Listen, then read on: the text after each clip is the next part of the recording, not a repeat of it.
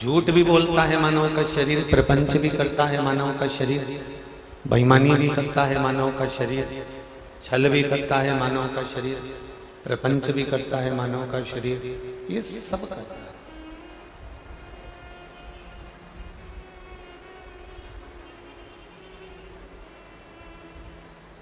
पर इसमें सबसे बड़ी खुशी की बात यह है, प्रसन्नता की बात यह है कि छल भी मानव का शरीर करता है तो कपट भी मानव का शरीर करता है, तो प्रपंच भी मानव का शरीर करता है, झूठ भी मानव का शरीर बोलता है। पर एक बात सबसे सुंदर मेरे देवाधिदेव महादेव ने इस मानव के शरीर को दी है कि भगवान का भजन भी ये मानव का शरीर ही करता है।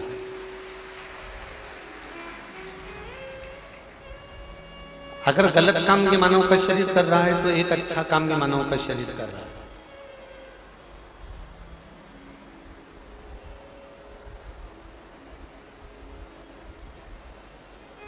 अगर झूठ मानव का शरीर बोल रहा है तो एक काम प्रभु का नाम भी ये मानव का शरीर ले रहा है। ये शरीर अगर बेकार कर्म में डूबा भी हुआ है तो अच्छा कर्म भी ये मानव का शरीर करता है।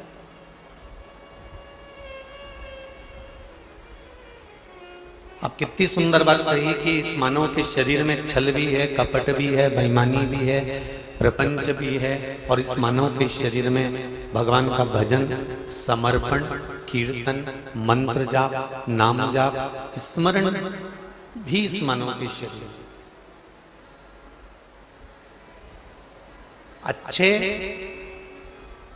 और बुरे ये दो तरह के लोगों से ये सृष्टि बनी हुई है। अगर राक्षस नहीं होते तो भगवान भी नहीं होते, असुर नहीं होते तो देवता भी नहीं होते, पापी नहीं होते तो पुण्य करने वाले भी नहीं होते,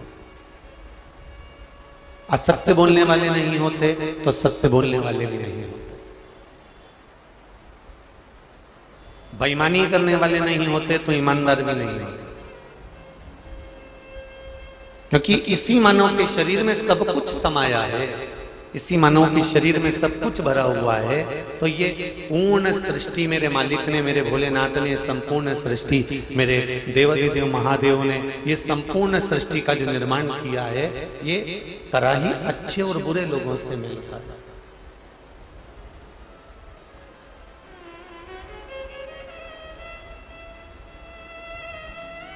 पर एक बात शिव महापुराण की कथा कहती है कि यदि आप भगवान के चरणों से लगे हुए हो, आप भगवान के चरणारविंद से आपकी प्रीति, आपका मन, आपका चित्त, आपकी वृत्ति अगर शिव से लगी हुई है तो फिर संभालने वाला भी शिव ही है। अकाल मृत्यु वो मरे जो काम करे चंडाल का, काल उसका क्या बिगाड़े जो भक्त हो महाकाल का। अगर आप परमात्मा से जुड़े हुए हो, शिव महापुराण से जुड़े हुए हो, शंकर के भजन से जुड़े हुए हो, शिव स्मरण से जुड़े हुए हो, भगवान की अविरल भक्ति से जुड़े हुए हो, भगवत स्मरण से जुड़े हुए हो, तो ये पक्का है कि भगवान आपको साथ देगा।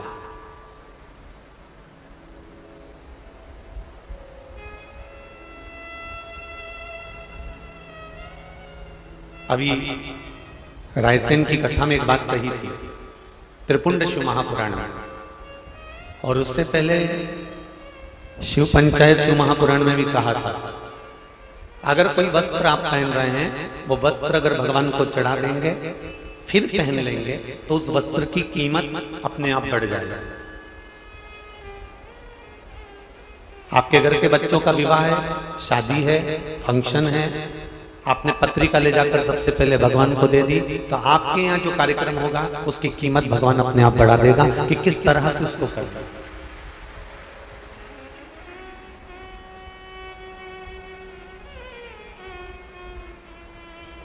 इस मनुष्य शरीर की कीमत कब बढ़ती है?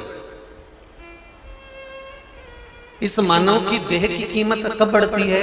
जब ये मानव का शरीर जब ये मानव की देह शंकर भगवान पर एक लोटा जल समर्पित करती है और शिवलिंग का जब स्पर्श करती है तो इस स्पर्श से ये संपूर्ण शरीर की कीमत मेरा भोलेनाथ अपने आप बढ़ा देता है, स्वयं बढ़ा देता है।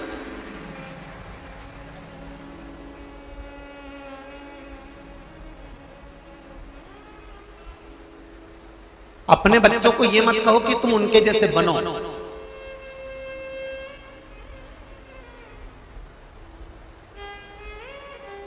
अपने बच्चों से ये नहीं कहना कि तुम उनके जैसा काम करो, अपने बच्चों से अपने को ये नहीं कहना कि तुम्हें उनके जैसा बनना है। अपने बच्चों को अपने को ये कहना है कि तुम वो बनो कि आने वाली पीढ़ी तुम्हारा नाम ले कि मेरा बेटा बने तो इसके जैसा बने, वो क्रम होना चाहिए।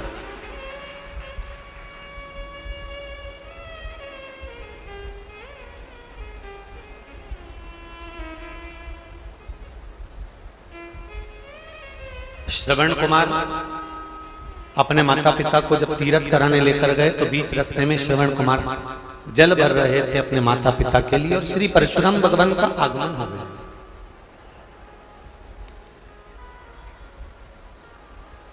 श्री परशुराम भगवान का आगमन हुआ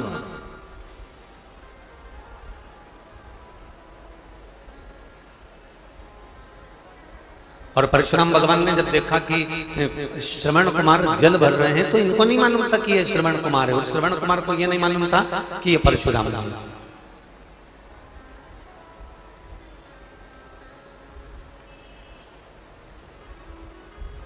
इस पंडाल में इस कथा के अंतर्गत कौन क्या है, कौन कितना वीआईपी है, कौन कितना पहुंचा हुआ है, कौन कितना बलवान है, कौन कितना विवेकवान है, कौन कितना बुद्धिमान है, कौन कितना श्रेष्ठ है, ये किसी को नहीं मालूम। यहां तो एक चीज जानते हैं कि अगर शिव की कथा में आए हुए हो तो भगवान शंकर के सब श्रोतागण हैं, सब श्रोतागण हैं। यहाँ कौन बड़ा और कौन छोटा किसी को नहीं मालूम। श्रवण कुमार जब जल पीने के लिए गए, जल भरने के लिए गए, तब परशुराम भगवान आकर खड़े हो गए और परशुराम जी ने कहा मुझे पानी पीना है, मुझे जल दे दीजिए। तब श्रवण कुमार उनको पानी पिलाने लगे। ये समझने वाली बात है, जैसे कथा के पंडाल में कौन बड़ा कौन छोटा, कौन कितना बुद्धिमान, कौन कितना विवेकवान, कौन कितना गादीवान, कौन कितना कुर्सीवान, यहाँ व्यासपीठ के सामने या शिव महापुराण के सामने या भगवान की कथा में आप कितने बलवान हैं, आपकी कितनी सत्ता है, उससे कोई मतलब नहीं। कुएं के सामने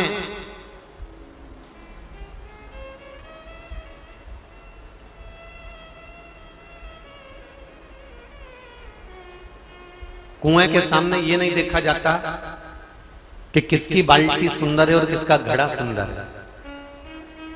कुएं के सामने ये नहीं देखा जाता कि किसका पात्र चांदी का है, किसका पात्र सोने का है। कुएं के सामने ये नहीं देखा जाता कि किसका पात्र लोहे का है कि किसका पात्र स्टील और तांबे और पीतल का है। कुएं का पात्र, कुआं हमेशा बस यही देखता है कि मुझे तो प्यासे को पानी पिलाना है, मुझे चांदी के बर्तन या सोने के बर्तन या लोहे के बर्तन या तांबे के बर्तन या पीतल के बर्तन से मुझे मतलब नहीं है।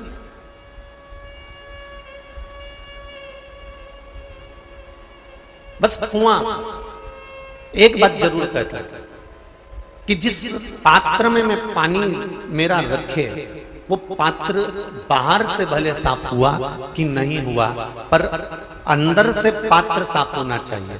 जिस हंडे में, जिस बाल्टी में, जिस घड़े में, जिस पात्र में अपन पानी को रखें वो पात्र अंदर से साफ होना चाहिए, अंदर से साफ।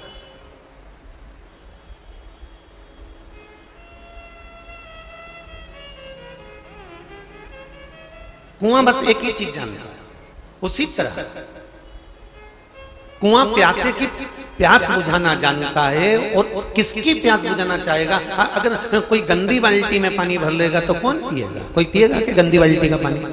उसमें कचरा पड़ा है, मिट्टी पड़ी है, गंदगी पड़ा है, उसमें कागज पड़ा हुआ है, बहुत सारा कपड़ा पड़ा हुआ है, ऐसा पानी कोई पिएगा नहीं। वो तो कहता है कि अंदर से पात्र साफ होना चाहिए, भले बाहर से कितना भी गंदा हो, और भीतर से साफ होना चाहिए। उसी तरह भगवान कहते हैं कि शिव महापुराण, राम कथा, भागवत कथा, सत्संग, प्रवचन, तीर्थ, ये तो सब कुआं है, और उस कुएं में सब तरह के लोग पानी पीने के लिए आते हैं, और सब तरह के लोग पानी पीने आते हैं। पर उस कुएं में पात्रवान वही होता है जो अंदर से साफ होता है। उसमें कुएं का जल, उसमें शिव महापुराण का जल, उसमें राम कथा का जल, उसमें भागवत का जल सदा रखा के रखा रहता है। इसलिए शिव महापुराण की कथा कहती है कि आप बाहर से कैसे हो, आपकी सुंदरता कैसी है, आपने क्या वस्त्र धारण कर कर रखा है, आपने क्या पहन कर रखा है, कितना आभूषण धारण कर कर रखा है, ये भगवान बिल्कुल नहीं देखता। भगवान तो ये देखता है कि तेरा मन कितना साफ कर कर रखा है, उसमें परमात्मा कैसे मिलेगा,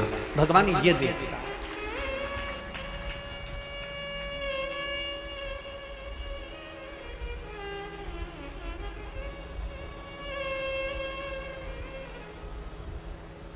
कहते हैं प्रेम से प्रभु छिलके फिका गए, कहते हैं प्रेम से प्रभु छिलके भी खा गए, शबरी के झूठे बेर भी खाते रहा करो, दर्शन के नैन बावरे दर्शन दिया करो, भक्तों के घर भी सांवरे आते रहा करो, दर्शन के नैन बावरे दर्शन दिया करो। कहते हैं प्रेम से प्रभु छिलके भी खा गए, कहते हैं प्रेम से प्रभु छिलके भी खा गए, शबरी के झूठे बेर भी खाते रहा करो, दर्शन के नैन बावरे दर्शन दिया करो, भक्तों के घर भी सांवरे आते रहा करो। भगवान से निवेदन करो कि प्रभु बस इतनी कृपा करना कि जो तुझे याद करे और निष्कपट भाव से,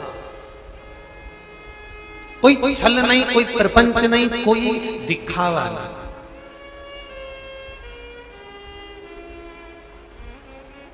एक बात कहूं आप लोगों से, जितने भी लोग यहाँ हरिद्वार की पावन धरा पर कथा सुनने आए हैं, चाहे वो यजमान परिवार से हो, चाहे वो आप लोग श्रोता भाई बहन हैं, अपना अपना घर छोड़कर, परिवार छोड़कर, कुटुंब छोड़कर, काम धंधा व्यापार सब छोड़कर 7 दिन इस चिलचिलाती हुई धूप में, इतनी गर्मी में आप यहाँ बैठकर कथा श्रवण कर रहे हो, तो ये शिव की ही कुछ करुणा हो सकती है, दूसरी किसी की नहीं। कोई सामर्थ्यता नहीं है किसी से।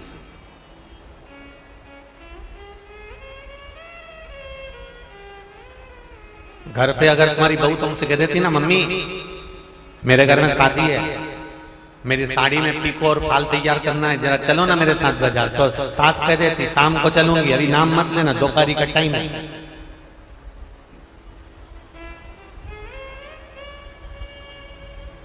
इतनी दोपहरी में मैं कहीं जाने वाली नहीं। वो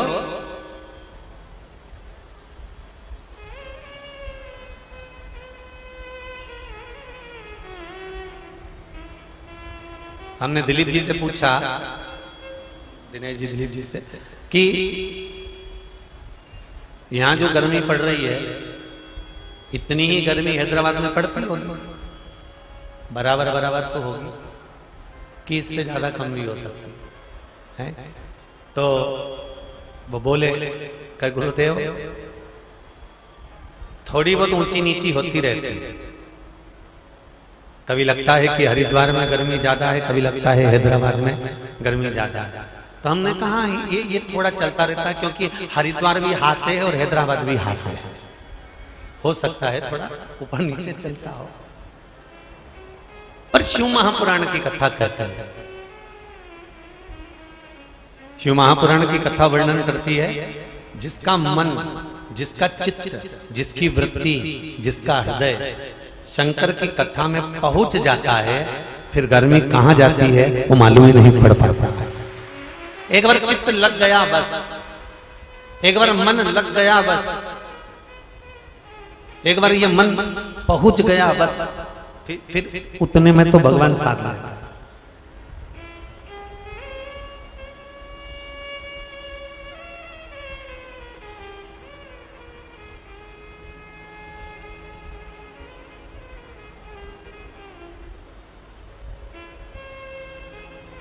दक्ष प्रजापति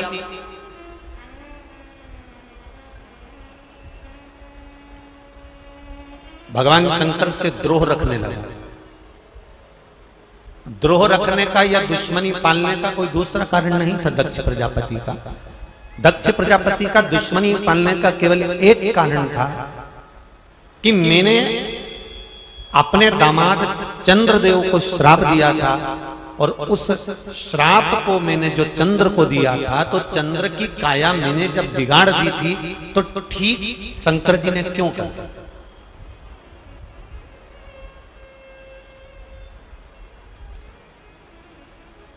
डॉक्टर का काम क्या है?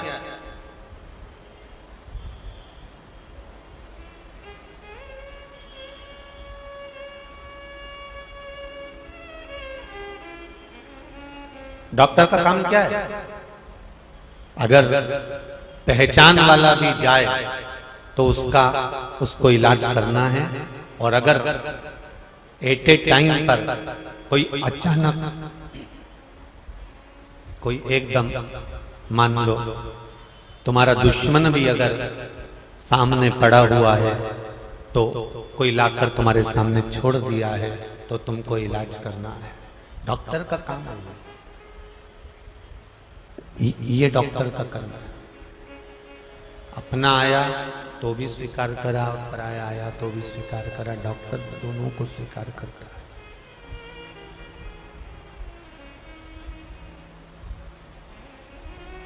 दोनों को स्वीकार करता है। अपना आ रहा है तो भी स्वीकार कर रहे हैं, और दुश्मन आ रहा है तो भी स्वीकार करते हैं। मेरा देवाधिदेव महादेव कलकत्ता में कहा था, भगवान शंकर की किसी से बैर नहीं है। रावण भी आया तो शिव ने स्वीकार करा, कंस भी आया तो शिव ने स्वीकार करा, तारकासुर आया शंकर भगवान ने स्वीकार करा, त्रिपुरासुर आया भगवान शंकर ने स्वीकार करा, अंधकासुर आया शंकर भगवान ने स्वीकार करा, ब्रह्मा जी ने अपशब्द कहे शंकर जी ने स्वीकार करा। जरा विचार करिए, ब्रह्मदेव भगवान शंकर को अपशब्द पर अपशब्द कह रहे।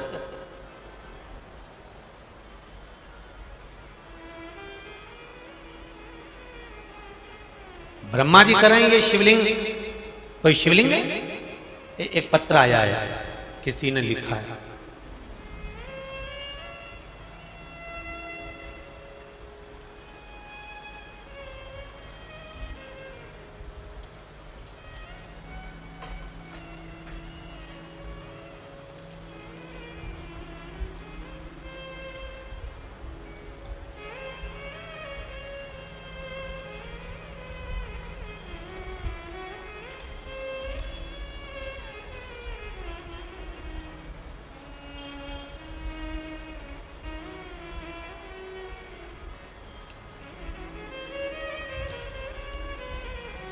देहरादून से नाम लिखा है, और नीचे एक लाइन लिख दी है, नीचे लिखा है नाम को गुप्त रखा जाए, नाम ना बताया जाए।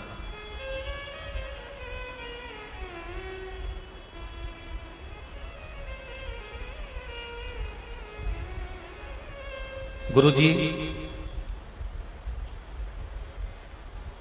कोरोना काल में मेरी नौकरी चली गई।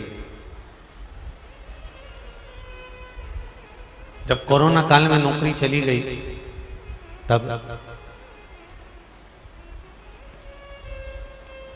शिव महापुराण की कथा में श्रवण कर रही थी, शंकर की आराधना में लग गई। बाबा ने फिर कृपा कर दी, करुणा कर दी।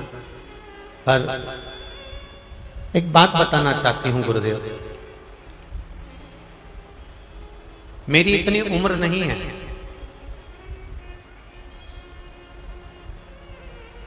मैं शंकर की आराधना करते हूं, पूजन करते हैं गुरुदेव, पर मेरे साथ के जितने हैं वो मेरी हंसी उड़ाते हैं कि कहां लगी हुई है।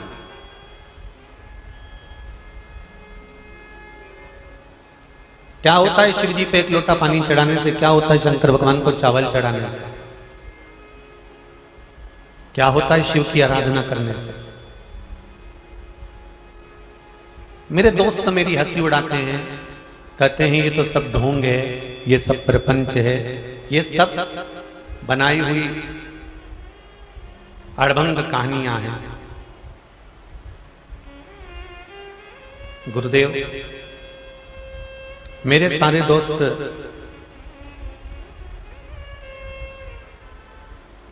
भविष्य बताने वाले पत्ते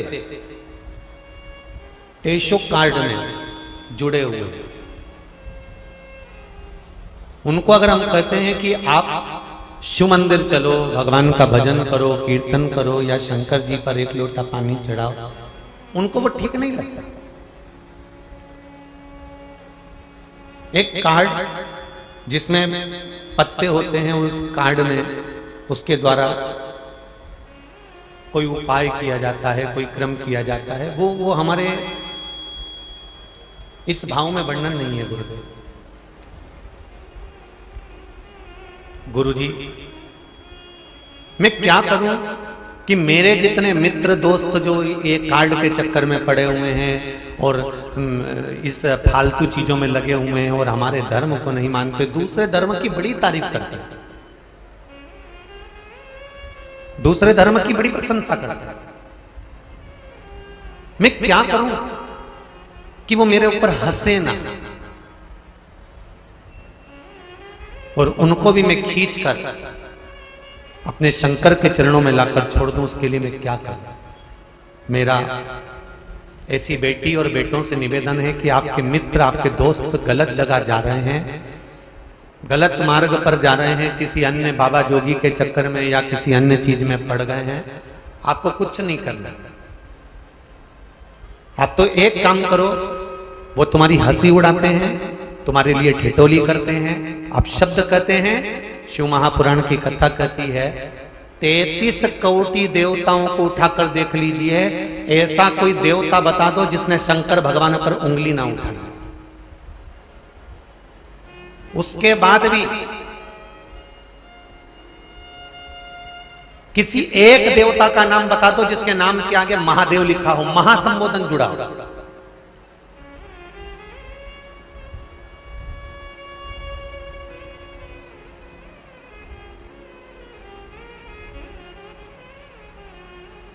महासंबोधन केवल एक शंकर के आगे आता है, उनके नाम के आगे आता है महादेव। और दूसरा महासंबोधन शंकर भगवान ने अपनी तरफ से माता लक्ष्मी को दिया।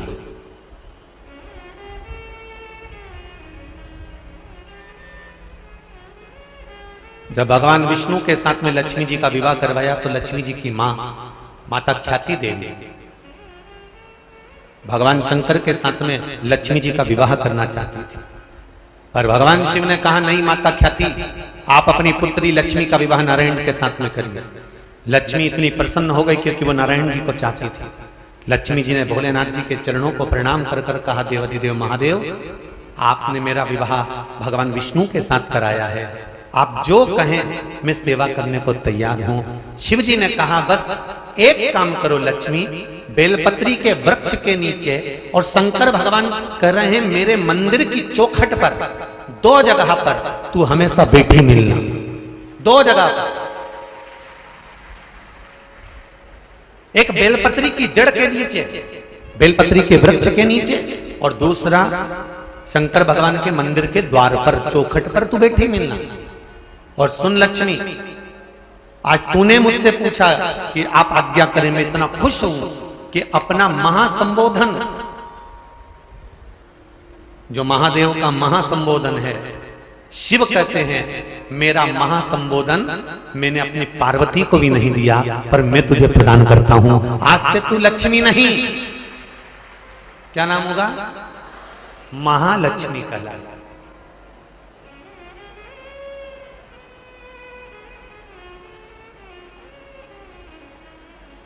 अपना महासंबोधन भगवान शंकर ने लक्ष्मी जी को दे दिया। कोई ऐसा देव बता दो जिसके आगे महासंबोधन लिखा हो। महासंबोधन केवल देवाधिदेव महादेव के सामने लिखा है, महादेव।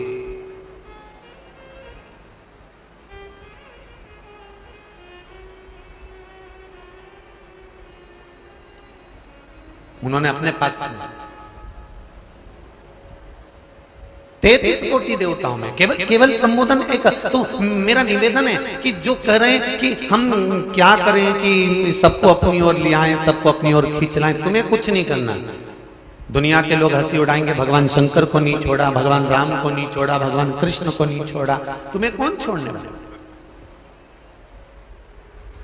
कथा के बीच में हम बार बार कहते हैं, क्या किसको रोइए, चादर तान के सोइए। आग लगे बस्ती में, अपन रहो मस्ती में। कोई कितना भी अपशब्द कहे, ताने दे, गाली दे, हाड़ा टेढ़ा बोले, तुम मंदिर में पूजन करने जाओ, पशुपति व्रत करने जाओ, 5 दिए लगाने के लिए जाओ, जल चढ़ाने के लिए जाओ, बेलपत्री रखने के लिए, समर्पित करने के लिए जाओ, चावल चढ़ाने के लिए जाओ, तो इतना जरूर याद रखो। आप जितना समर्पण करने जाओ तो आपको ये नहीं, बस आप तो शिव की भक्ति में इतने डूब जाओ, इतने डूब जाओ कि तुम्हारे साथ वाले जो मित्र हैं, सखियां सहेलियां हैं, वो भी सोचे कि अगर इसकी डबल से नौकरी लगी है ना तो ये शंकर जी ने ही लगाई है, इसको कुछ मिला है ना तो ये शिव जी ने ही करा है, इसको कुछ प्राप्त हुआ है ना ये शंकर से ही प्राप्त हुआ है। तुम्हें कहने की जरूरत नहीं है शंकर का गुणगान, शंकर का गुणगान तो दुनिया करेगी, आप भजन तो करो।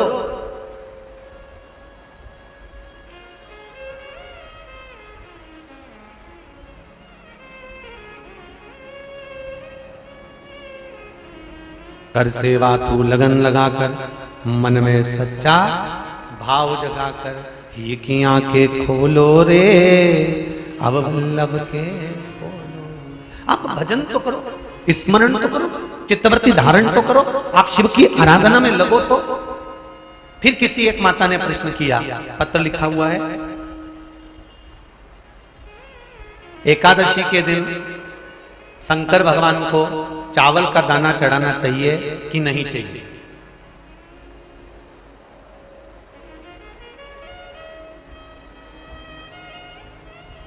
अब बोलो तेरा क्या होगा रे काली?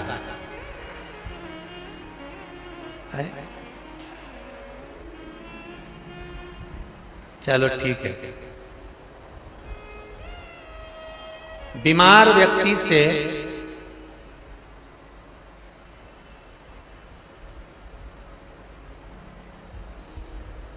कोई बीमार व्यक्ति है, बहुत रोगीला, उसको बहुत रोग है, शुगर है, बीपी है, थायराइड है, सब कुछ है उसको,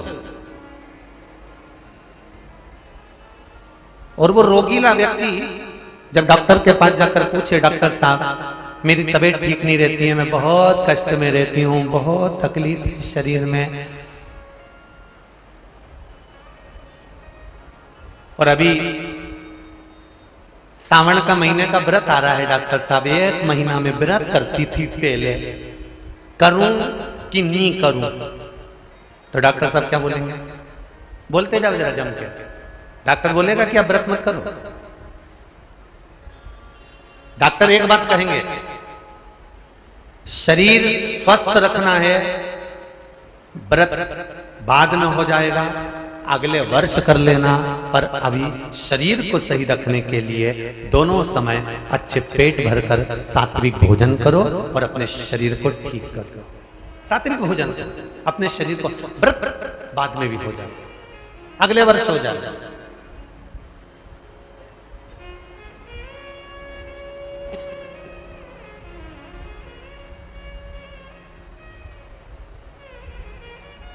अभी तुम थोड़ा सवेरे 2 बिस्कुट ले लिया करो, सुबह नाश्ता ले लिया करो, भोजन ले लिया करो, फिर दोपहर में कुछ हल्का फुल्का लेकर थोड़ी थोड़ी देर में खाते रहना चाहिए। हो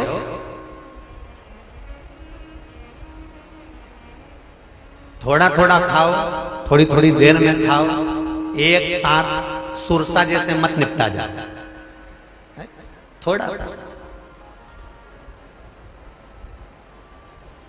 ज्यादा खाओगे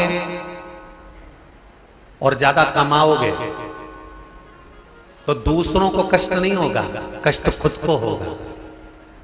ज्यादा खाओगे अपाच्य हो जाएगा, रात की नींद उड़ जाएगी, शरीर में अच्छा नहीं लगेगा। ज्यादा कमाओगे रात की नींद उड़ जाएगी, दुनिया की दृष्टि तुम पर पड़ जाएगी और तुम्हारी रात की नींद चली जाएगी। कमाओ भी उतना जितना खर्च कर सको और खाओ भी उतना जितना पचा सको। अति सर्वस्व वर्जन।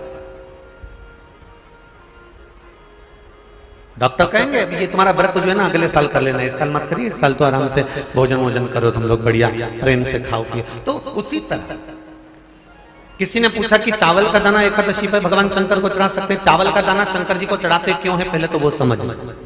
बेलपत्री का तो महत्व आपको बार बार बताया कि बेलपत्री शिव जी को क्यों चढ़ाई जाती है, कहीं रोग के लिए, कहीं बीमारी के लिए, कहीं किस कार्य के लिए, कहीं कोई कार्य के लिए, कहीं कोई कार्य के लिए। चावल का दाना अगर हम शंकर भगवान को चढ़ा रहे हैं तो क्यों चढ़ा रहे हैं, उसका कारण क्या है? चावल का दाना शिव को चढ़ाने का केवल एक कारण रहता है कि चावल को अक्षत कहते हैं।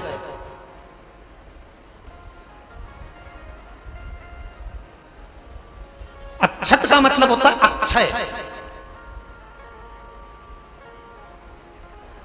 अभी हमारे यहां एक तिथि आने वाली है, अक्षय तृतीया।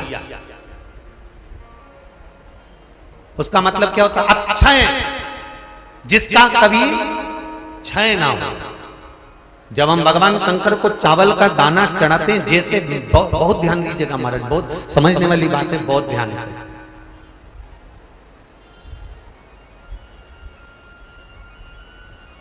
चावल का दाना हमारे मस्तक पर तिलक करने के बाद पंडित जी क्यों लगाते हैं कि भगवान जैसा समय आज चल रहा है, आप पूजन कर रहे हो, पाठ कर रहे हो, दान कर रहे हो, पुण्य कर रहे हो, सत्कर्म कर रहे हो, भजन कर रहे हो, मेरा देव अधिदेव महादेव, मेरा नारायण, मेरा सत्यनारायण भगवान, मेरा राम जी, मेरा विष्णु जी, मेरा भागवत मैया, मेरी रामायण मैया।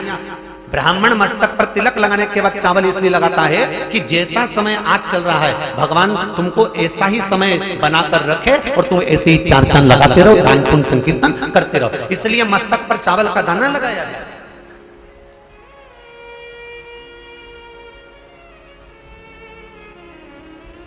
कोई मर जाता है, मरने के बाद जब तक पगड़ी नहीं होती तब तक माथे पर तिलक, चावल का दाना लगाया जाता है। जम के बोलो जरा, नहीं लगाते। किसी पंडित जी से पूछो, ब्राह्मण देवता से पूछो, ब्राह्मण देवता ये कोई मर गया और हमारा तो नियम है कि हम सिर पे तिलक लगाते हैं, चावल लगाते हैं, या पंडित जी से हम तिलक लगवाते हैं, मंदिर जाते हैं तो मंदिर में जाके तिलक लगवा के हम चावल का दाना लगवाते हैं। क्यों नहीं लगाते? उसका कारण क्या है? जब किसी के मरने के बाद 10 दिन तक, 12 दिन तक मस्तक पर तिलक क्यों नहीं लगाया जाता? 10-12 दिन तक माथे पर तिलक या चावल क्यों नहीं लगाया जाता? उसका कारण है कि ये जो समय आया है, तुम्हारे यहाँ जो गमी हुई है, तुम्हारे यहाँ कोई मर गया है, तुम्हारे यहाँ किसी के प्राण छूट गए हैं, तो ब्राह्मण इसलिए तिलक नहीं लगाता आपको, इसलिए चावल का दाना नहीं लगाता कि ऐसा दिन भगवान अब ना लाए। इसको अमर ना करे, इसको अक्षय ना करे, इसको प्रबल ना करे।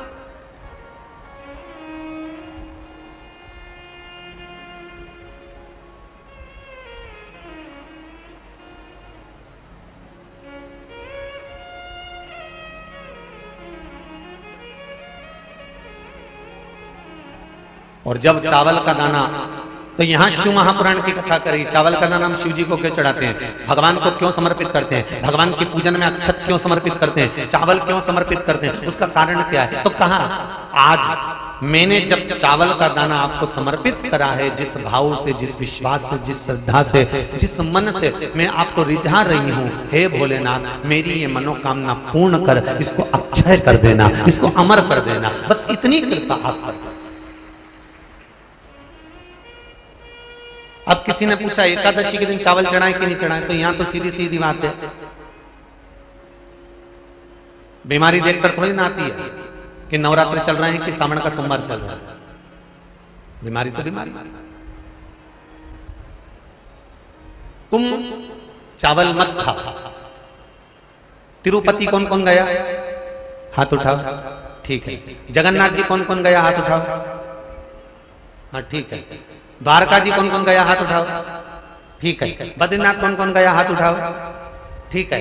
एकादशी के दिन कभी तुम बद्रीनाथ चले जाओ, एकादशी के दिन तुम द्वारका चले जाओ, एकादशी के दिन तुम तिरुपति चले जाओ, एकादशी के दिन तुम जगन्नाथ चले जाओ, एकादशी के दिन तुम्हारी मर्जी पड़े भगवान के किसी धाम में चले जाओ और भगवान को भोग लगाओ और उनकी थाली को झांक कर देखना, उसमें चावल जरूर मिलेगा, उसमें ऐसा नहीं है कि चावल नहीं मिलेगा। बद्री नारायण में भगवान को चावल का भोग लगा हुआ मिलेगा, द्वारका में चावल का भोग लगा हुआ मिलेगा, आपको जगन्नाथ में चावल का भोग लगा हुआ मिलेगा, तिरुपति में मिलेगा, द्वारकाधीश में मिलेगा, नाथू द्वारा में मिलेगा, सांवरिया सेठ में मिलेगा, काकरोली जी में मिलेगा।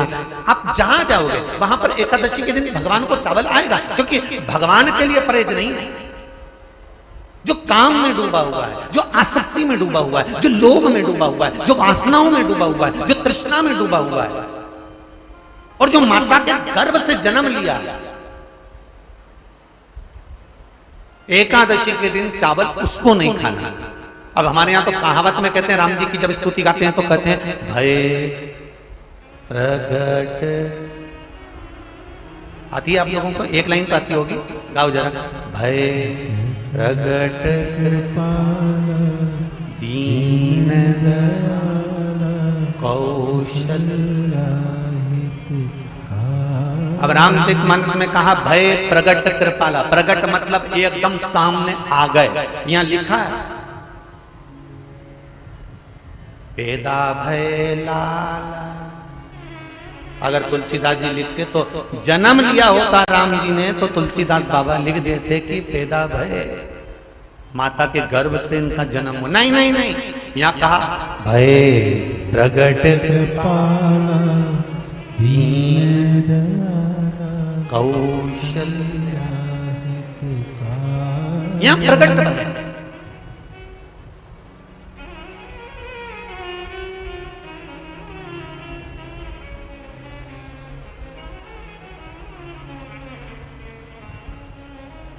यूट्यूब पर स्कंद पुराण, अंधेरी मुंबई की माहेश्वरी समाजवादी अगर डली हो और जिसने नहीं सुनी हो तो सुनना, उसमें हमने वर्णन किया कि एकादशी का जन्म कहां हुआ था, एकादशी के माता पिता कौन है, सबसे पहले एकादशी का व्रत किसने रखा था,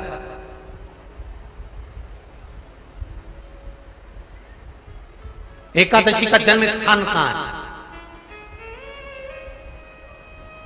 दुनिया के लोग बहुत प्रश्न करते हैं, राम जी अयोध्या में हुए थे, भगवान कृष्ण मथुरा में हुए थे, तो एकादशी कहां हुई थी, तो उसको बताना तो पड़ेगा कहां हुई थी।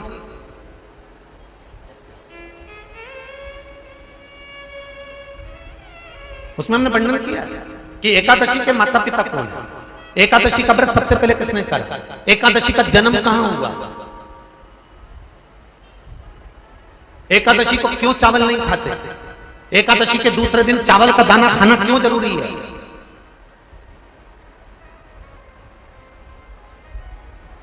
कौन सा तीर्थ है जहां एकादशी को उल्टा लटका दिया।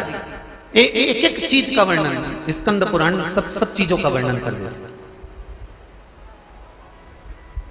प्रत्येक। तो यहां जो वर्णन आया कि आप मनुष्य जो माता पिता के गर्भ से, माता के गर्भ से जन्म लिया हो, संसार में जिसका जन्म हुआ हो और मृत्यु लोक में गर्भ की कैद में रहने के बाद जन्मा हो, उसको एकादशी के दिन चावल नहीं खाना चाहिए। महाराज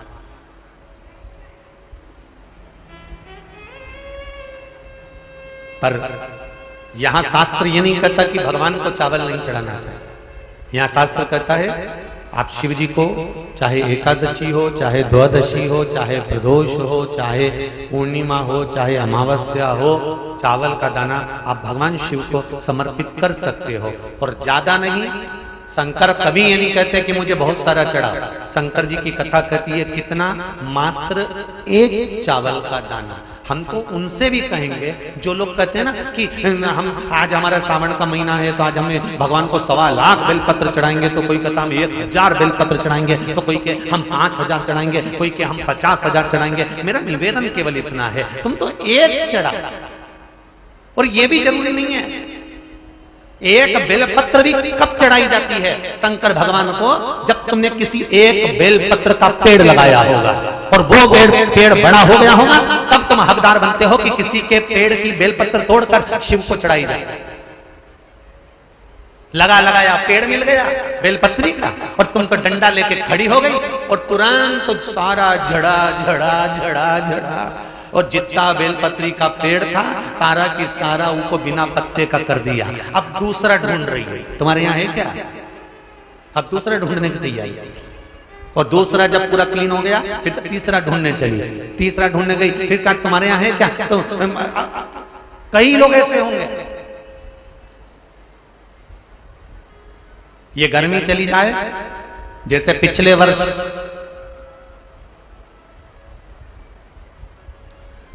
$11 लाख रुद्रा इस बेलपत्र के वृक्ष को लगाने का नियम लिया था।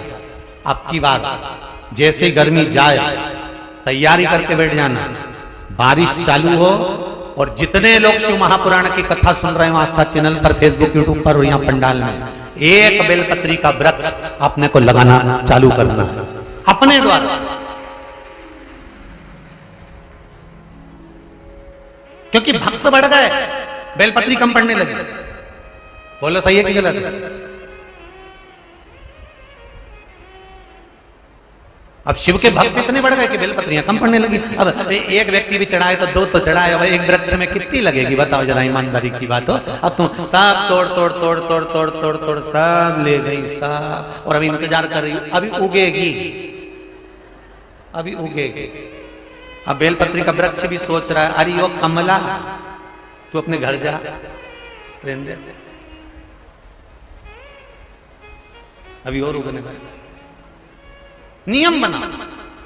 और एक बात और कहूंगा, हृदय से कहूंगा, अगर आपके पास में बेलपत्री के वृक्ष से बेलपत्री नहीं भी ला सके ना, तो जो बेलपत्री शिव जी को चढ़ी हो, जो बेलपत्री भगवान शंकर को समर्पित हो, उसी बेलपत्री को उठा लो शिव जी के ऊपर से, पानी में धो लो और अपने मन की बात कहकर शंकर भगवान को फिर चढ़ा दो। शिव स्वीकार कर लेते हैं, शंकर स्वीकार कर लेते। 33 कोटि देवता में कोई ऐसा देवता नहीं जो निर्माल्य स्वीकार कर लेता। चढ़ाया फूल कोई देवता वापिस स्वीकार नहीं करता, चढ़ाई सामग्री कोई देवता स्वीकार नहीं करता। पर मेरे देवादिदेव महादेव केवल एक ऐसे हैं कि चढ़ी हुई बेलपत्र, चढ़ा हुआ अक्षत, चढ़ा हुआ धतूरा, मेरे शिव केवल एक ऐसे हैं कि वो स्वीकार कर लेते हैं। आपने जो चढ़ा दिया, कोई चढ़ा के चले गए तो भी स्वीकार।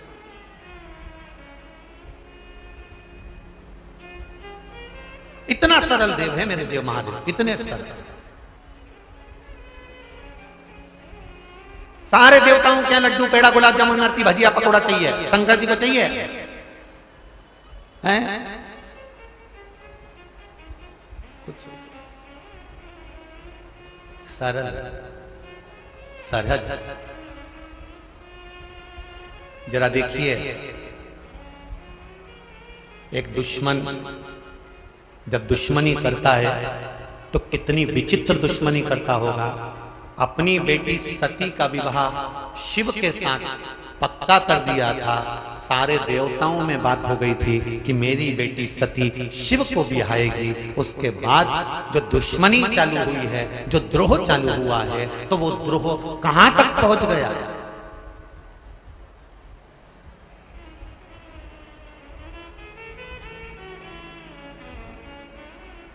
वो द्रोह कहां तक पहुंच गया? यही कनखल, इसी हरिद्वार की नजदीक कुछ ही दूरी पर भगवान शंकर जी का ससुराल कनखल, इसी कनखल की कथा सुना रहे हैं। ये हर की पौड़ी शिव महापुराण, ये साधारण नहीं है हमारे। इस हर की पौड़ी का मतलब समझना है अपने को बहुत ध्यान से। जैसे आपको मालूम पड़ गया ना कि हर शब्द कहां से जुड़ा, भरतरी से। सप्तऋषि रोध कैसे पड़ा, सात धारा से। उसी तरह हमको समझना है। दक्ष प्रजापति के हृदय में कितना कितना कितना विद्रोह झाड़ा होगा, कितना विद्रोह जागा होगा, जरा विचार करिए। मेरे दामाद को मैंने श्राप दिया था कि काया बेकार हो जाएगी, तो शंकर कौन होते हैं मेरे दामाद की काया को ठीक करने वाले?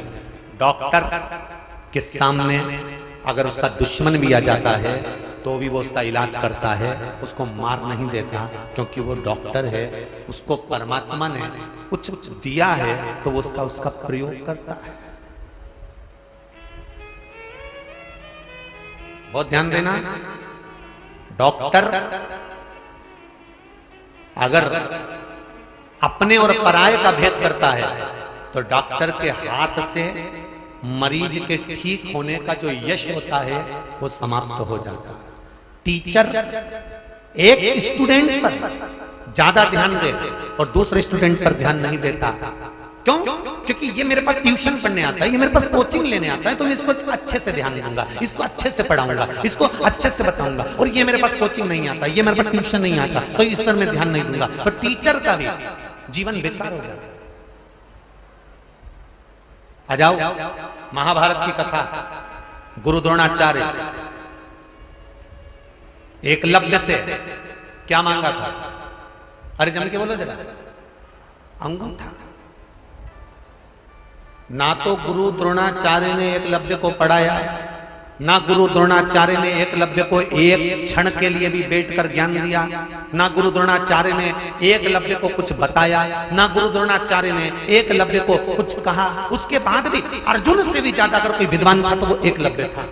और गुरु द्रोणाचार्य को मालूम पड़ गया कि ये एकलव्य बड़ा विद्वान है, बड़ा ज्ञानवान है और ये सब कुछ कर सकता है। मेरे शिष्य को मैंने पढ़ाया, जिसको मैंने ट्यूशन दी, जिसको मैंने कोचिंग दी, जिसको मैंने स्टूडेंट खोलकर बिठाया, जिसको पढ़ाया लिखाया, सब कुछ मैंने करा, ये तो इसके नीचे आ गया। और वो एकलव्य जिसको मैंने पढ़ाया नहीं, ज्ञान दिया नहीं, जिसको मैंने कभी देखा तक नहीं, और उसने मेरी मूर्ति बनाकर इतनी ज्ञान अर्जन कर लिया।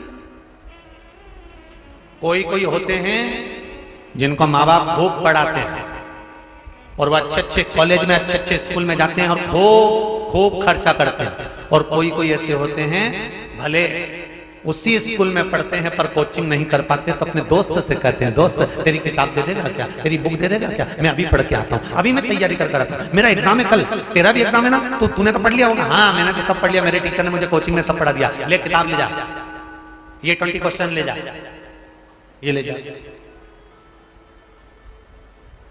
ले तेरी ये फिजिक्स उठा ले जा, ये केमिस्ट्री उठा कर ले जा, ले तू पढ़ लेना, ले जा।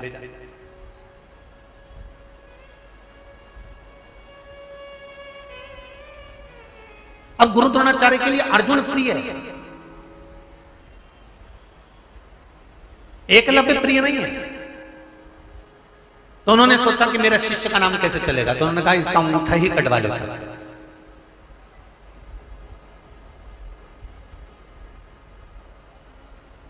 एकलव्य को झूठ बोलना नहीं आता था। एकलव्य ने गुरु द्रोणाचार्य एक बार निकल कर जा रहे थे तो प्रणाम कर लिया, गुरुदेव नमन करता। गुरु द्रोणाचार्य ने पूछा तुम कौन हो? एकलव्य कहता है मैंने आपकी मूर्ति बनाई और आपसे विद्या सीखी है। गुरुजी आज तक मैंने गुरु दक्षिणा नहीं दी, आप बताओ मैं गुरु दक्षिणा में क्या दूं आपको? कुछ आता है तुमको? हाँ। अर्जुन को भी बुलाया और एकलव्य को भी बुलाया और दोनों की परीक्षा ली, तो एकलव्य जीत गया, अर्जुन हार गया। गुरु द्रोणाचार्य ने सोचा मेरा शिष्य जिसको मैंने पूरी जिंदगी लगा दी सिखाने में और वो हार गया और एकलव्य जीत गया, मुझे ये अंगूठा काट कर दे दो। और अंगूठा मांग लिया। जिस गुरु द्रोणाचार्य ने अपने शिष्य के लिए एक शिष्य से छल कर गए, उस गुरु द्रोणाचार्य का महाभारत के युद्ध में कैसा अंत हुआ है ये पूरा इतिहास जानता है, ये पूरा विश्व जानता है।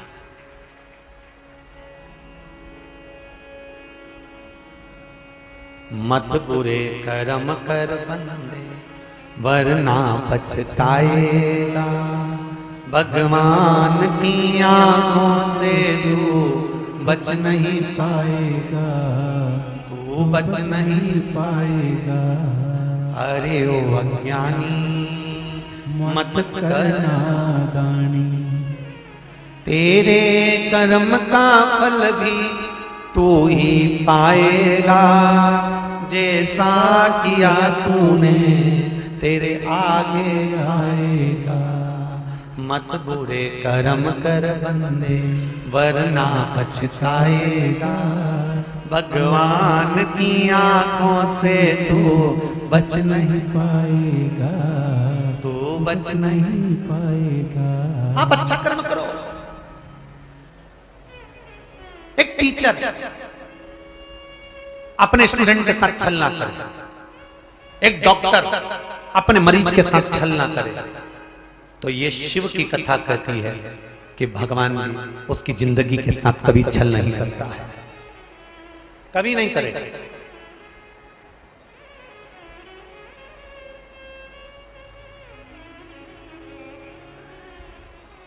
करा।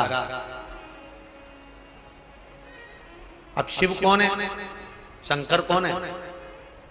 अगर किसी की काया को सही कर रहे हैं, हाथी का माथा जोड़ रहे हैं, दक्ष प्रजापति को बकरे का मुख लगा रहे हैं, प्लास्टिक सर्जरी करने में नंबर 1 है, इलाज करने में 1 नंबर, तो शंकर कौन है? अरे बोलो तो तुम क्या, डॉक्टर ही है ना। जब सारे डॉक्टर हार जाते हैं, वेंटिलेटर पर पटक देते हैं, उसके बाद में डॉक्टर भी कहते हैं कि अब हम तो पूरी कोशिश कर रहे हैं, पर अब ये सब उसके हाथ में है। मतलब डॉक्टर को भी मालूम है कि एक डॉक्टर और बैठा है और वो साधारण नहीं, वो साधारण नहीं हो सकता, वो दुनिया का आनंद करने वाला है, आनंद करने वाला।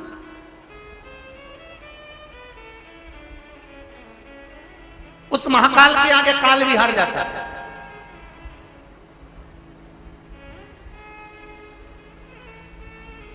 आप केवल शिव भक्ति करिए, शंकर का स्मरण करिए। आज ही की कथा, आज नीलकंठेश्वर महादेव का दर्शन करने गए थे।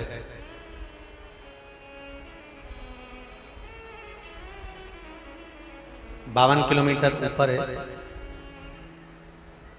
ऊंचाई पर है, रास्ता भी छोटा है, पास में से गंगा जी बह रही है। आप लोग गए? कौन कौन गए हैं? सब गए हो? चलो रखो। वापिस लौट कर आ रहे थे। नीलकंठेश्वर महादेव से कितना किलोमीटर नीचे आए होंगे? लगभग 5 किलोमीटर नीचे आए हैं। और 4 गाड़ी 3 गाड़ी गई थी, उसमें जिस गाड़ी में हम बैठे थे वो गाड़ी पहाड़ से टकरा गई, और टकरा कर वो गाड़ी पूरी पलट गई। मेरे ख्याल से तो फोटो भी होंगे उसके, हो तो जरा दिखा भी देना। पूरी पलट गई, एक पलटी खाई, रास्ता छोटा, ये 8:30 बजे की बात है, अभी सुबह आज की। पूरी पलट गई, पलटी खा गई। बाबा की कृपा ऐसी थी कि एक पलटी और खाती तो गाड़ी गंगा जी में चली जाती। पर गाड़ी में हमारी आदत है कि जब भी चलते हैं तो श्री शिवाय नमस्तुभ्यम, और मंदिर में भी श्री शिवाय नमस्तुभ्यम, और आते भी हैं तो श्री शिवाय नमस्तुभ्यम। गाड़ी की दशा टीवी वाले देख रहे होंगे कि कैसी दशा है। देखिए आप लोगों ने, पूरी उल्टी, चारों चक्के ऊपर, कांच, खिड़की, दरवाजे सब चपटे। फिर भी मेरे देवाधिदेव महादेव ने ऐसी करुणा करी कि हमको तो लगता है कि मेरे शिव जगदम्बा के साथ आकर गोदी में झेलकर यहां लाकर छोड़ दिया। ये शिव कृपा। लोग कहते कहां है महादेव? हम कहते हैं आपकी श्वासों में है महादेव। आप पुकार कर देखिए, पुकार कर देखिए।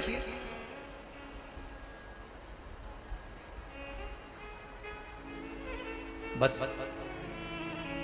शंभो शरणे पड़ी मांगू घड़ी रे घड़ी दुख का आपको दया करी दर्शन आपको। आपका विश्वास पक्का होना चाहिए। और यदि भरोसा पक्का है, विश्वास दृढ़ है और पूर्ण भरोसा, तो यह पक्का है कि काल भी तुम्हारे सामने होगा तो महाकाल तुम्हारे साथ में होगा। तुम चिंता मत कर, काल भी होगा तो महाकाल भी तुम्हारे साथ होगा। बस उसका भजन करो।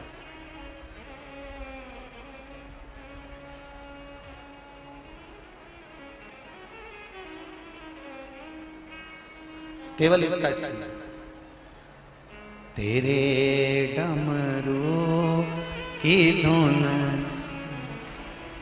आज मैं गाड़ी में जब आ रहे थे और जब ये सब कुछ हुआ तो बाबा का यही भान आया, तेरे डमरू की धुन सुन के मैं काशी नगरी सुना है हमने ओ भोले, तेरी काशी में मुक्ति है। सुना है हमने ओ भोले, तेरी काशी में मुक्ति है। सुना है हमने ओ भोले, तेरी काशी में मुक्ति है। सुना है हमने ओ भोले, तेरी काशी में मुक्ति है। उसी मुक्ति को पाने को मैं काशी नगरी आई हूँ। उसी मुक्ति को पाने को मैं काशी नगरी आई हूँ।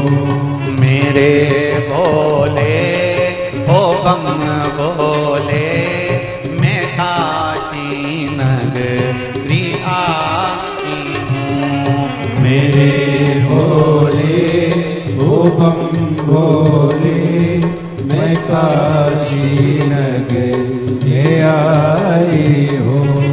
आओ शिव को जानो, हर पल शिव तुम्हारे साथ है, हर घड़ी शंकर तुम्हारे साथ चलता है, पल पल में शिव तुम्हारे साथ है, सिद्ध करता है हर जगह पर। जय हो।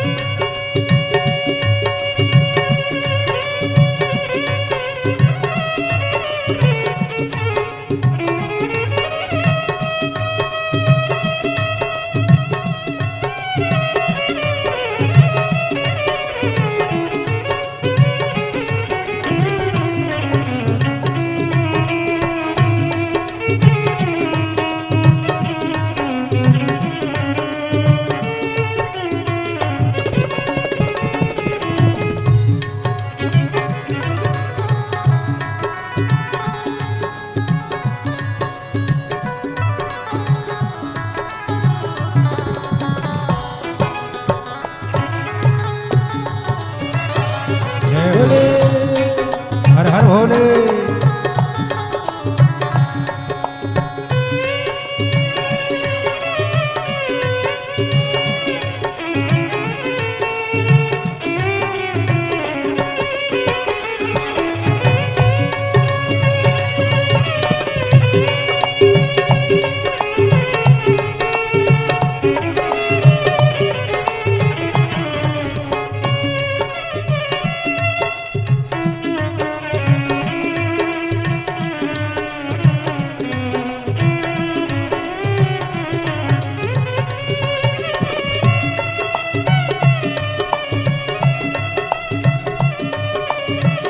जय हो। सुना है हमने ओ भोले तेरी काशी में गंगा है। सुना है हमने ओ भोले तेरी काशी में गंगा है। सुना है हमने ओ भोले तेरी काशी में गंगा है। सुना है हमने ओ भोले तेरी काशी में गंगा है। उसी गंगा को नहाने को मैं काशी नगरी आई हूँ। उसी गंगा को नहाने को मैं काशी नगरी आई हूँ। मेरे भोले ओ बम भोले मैं काशी नगरी आई हूँ। मेरे भोले ओ बम भोले मैं काशी नगरी आई हूँ।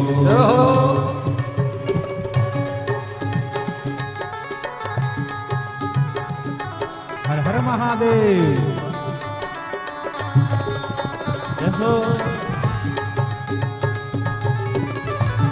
शंकर भगवान की जय।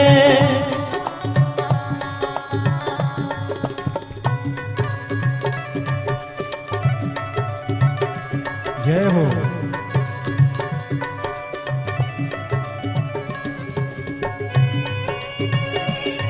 हर हर भोले।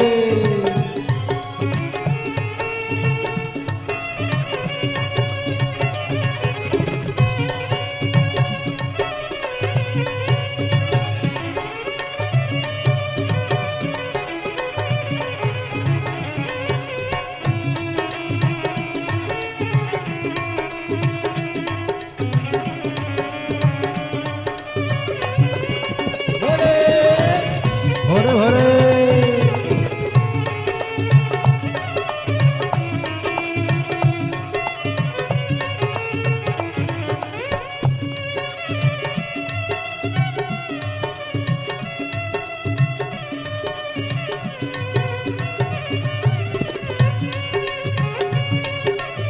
हर हर महादेव।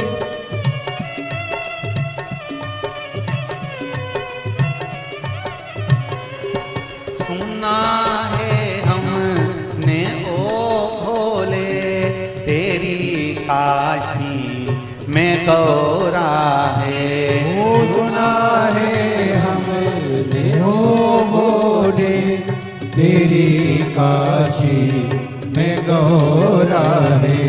सुना है हमने ओ भोले तेरी काशी में गौरा है। सुना है हमने ओ भोले तेरी काशी में गौरा है।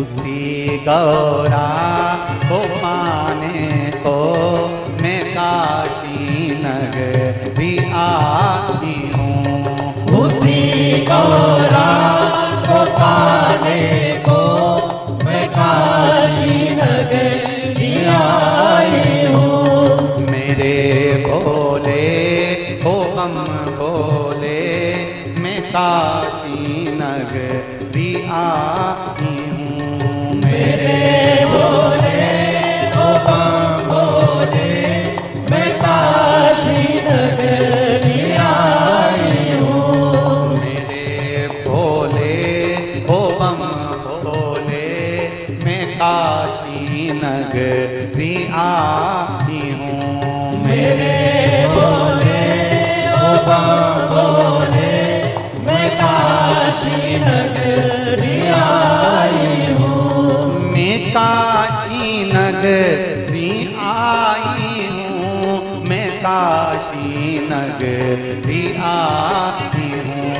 मैं काशी नगरी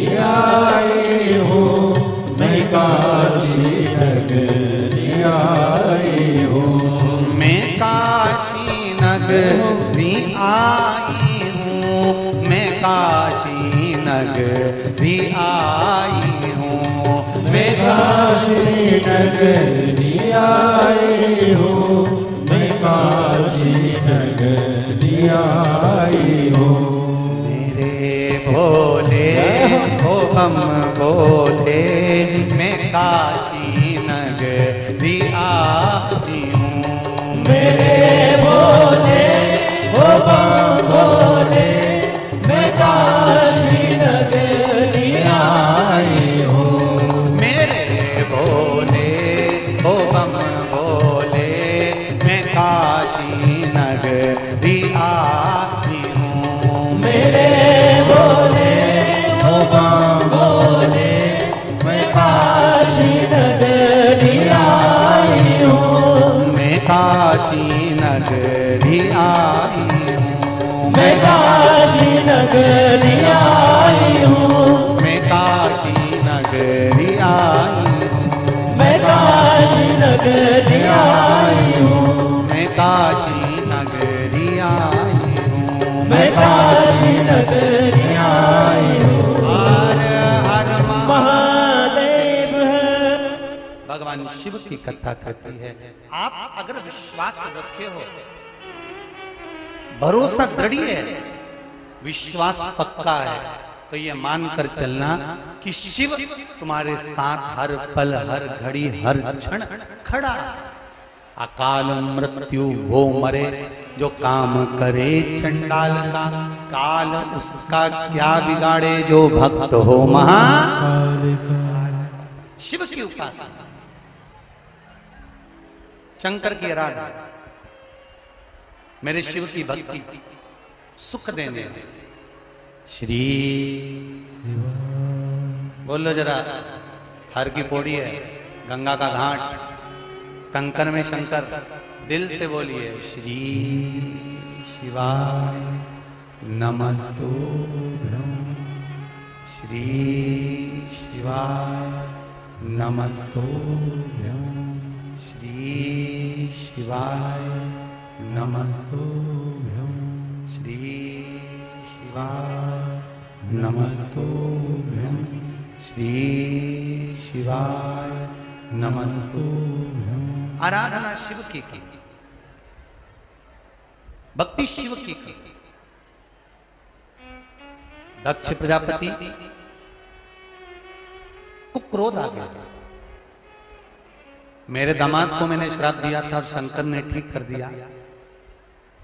शिव वो डॉक्टर हैं,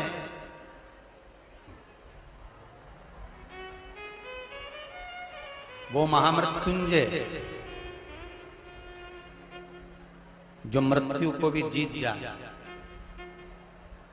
वो देवाधिदेव महादेव, साधारण नहीं है शिव।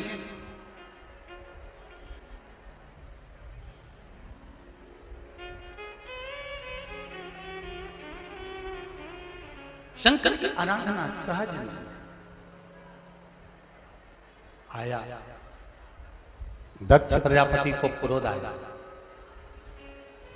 और दक्ष प्रजापति को जब क्रोध आया तो दक्ष प्रजापति ने नारद जी को कहा, देवऋषि नारद, आप कह रहे हो कि शंकर भगवान ने चंद्रदेव की काया को ठीक कर दिया।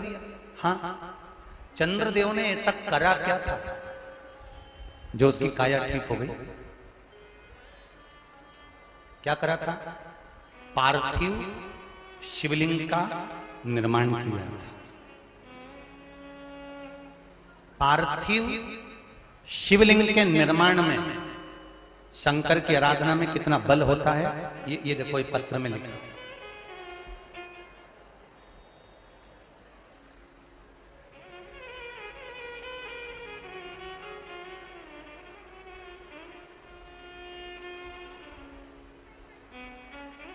पत्र में लिखा है,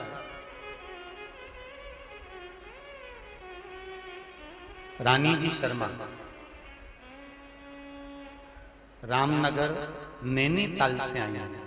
कहीं बैठे आप ही? दोनों हाथ हिला दीजिए एक बार। हर हर महादेव। मेरा नाम रानी शर्मा है और हम रामनगर नैनीताल से हैं। गुरुजी, मेरे चेस्ट में 2 साल पहले एक गांठ हो गई थी, गठान हो गई थी, जिसका ऑपरेशन अलीगढ़ के हॉस्पिटल में हुआ था। उसके बाद कुछ समय के बाद एक गांठ दोबारा उससे हटकर थोड़ी ही दूरी पर फिर हो गई, और वो गांठ